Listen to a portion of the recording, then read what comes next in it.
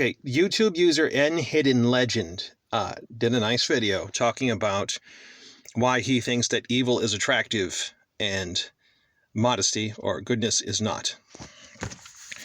And I'd like to respond to that, give my opinion on what he's talking about.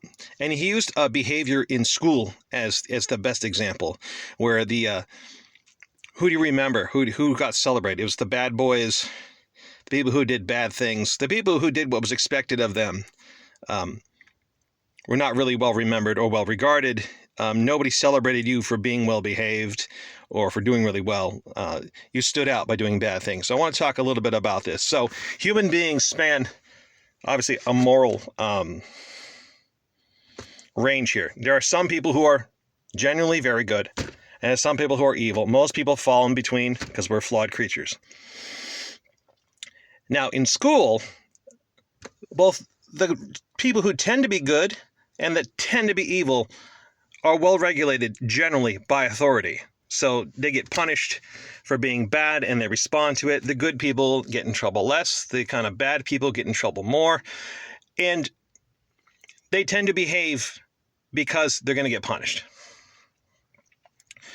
Now, on this end, the people who tend not to misbehave are saints and neurotics. Now, saints are people who are just genuinely good people. Doesn't mean they don't have a little evil in them, but they're almost all good. And as long as they know right from wrong, like they want to do the right thing because it's right. Not necessarily because they get punished. Though there might be a little part of you. Like you might be 90% good, but a little part of you thinking, I might get away with a little bit of evil if I wasn't going to get in trouble, either with authority or perhaps just socially. Like, for example, you could have a really good husband or wife, but they might be tempted to cheat on their spouse, but they might get caught. So whether it's by the state or by their neighbors, they stay in the straight and narrow. The other part is the neurotics who internalize the authority. They have no real internal moral compass. They internalize it because they're just anxious. And so they're so worried about being punished. Generally speaking, they punish themselves.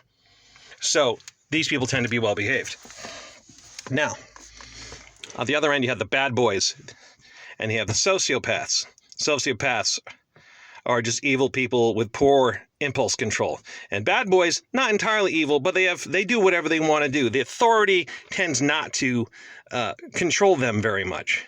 So for this side, the right-hand side of this, the evil side, people like the bad boys because authority doesn't restrain them very much. Now, if they get too much trouble in class, they might tone it down a bit, but still do bad things.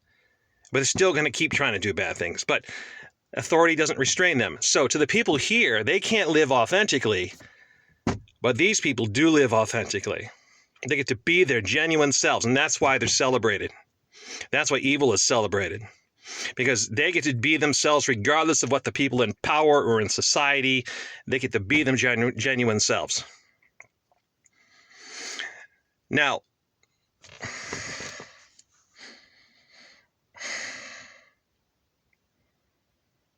in the dating scene, people talk about nice guys finish last. And they say, stop being nice and start being genuine. Because what happens is a lot of people are behaving themselves because authority or societal expectations keep their behavior a certain towards the good or what's perceived as good. And if you decide to be authentic, you become bad. Because to the people who tend to be evil, they're living inauthentically because they might get punished. Right? They'd make a dishonest living if they could, but they make an honest living because they have to, because otherwise they go to jail. I'm sorry, that video cut off. I don't know why. So I was saying they might go to jail, or they might be shamed, and they might be ostracized or lose their jobs or something. So these people are seen as the most inauthentic, and because most people are restrained by authority, people who behave themselves and are goodly are perceived as fake, inauthentic. They might genuinely believe in the good. Some are just neurotic. They're mentally ill, and they punish themselves internally. They internalize the punishments of authority, of society, and now they're behaving good because it's inside them. That's me. Okay, I was neurotic. I try not to be neurotic. I value goodness, but I have to realize, be honest with myself, sometimes I value goodness because of my neurosis, not because my heart's actually in the right place. So, like, if I were to place myself, right? Is there any part of me that's restrained by authority? Yeah, there is. I tend to value good things, but I'm probably like somewhere in here. And part of that's due to neurosis, and sometimes part of me genuinely appreciating the morality of something. I do question it because I get frustrated that doing the right thing is not rewarded. But see, it's easier to succeed in this world when you do evil, right? You know, even if there's a law, you can manipulate the law and to favor your evil ends. If you're good, you're not going to engage in that sort of Machiavellian, that sort of clever manipulation of the law and perception. So the world, as it is, favors evil. Right? They're living on, to most people, these people are living authentic lives, interesting lives. These people are fake. And these people in here, you know, they can't be good, but they can hopefully be authentic. So they like the bad boys. That's my opinion. That's my interpretation of the subject N Hidden Legend was talking about. And I hope if he sees this, I hope he finds my opinion interesting. Thanks for watching.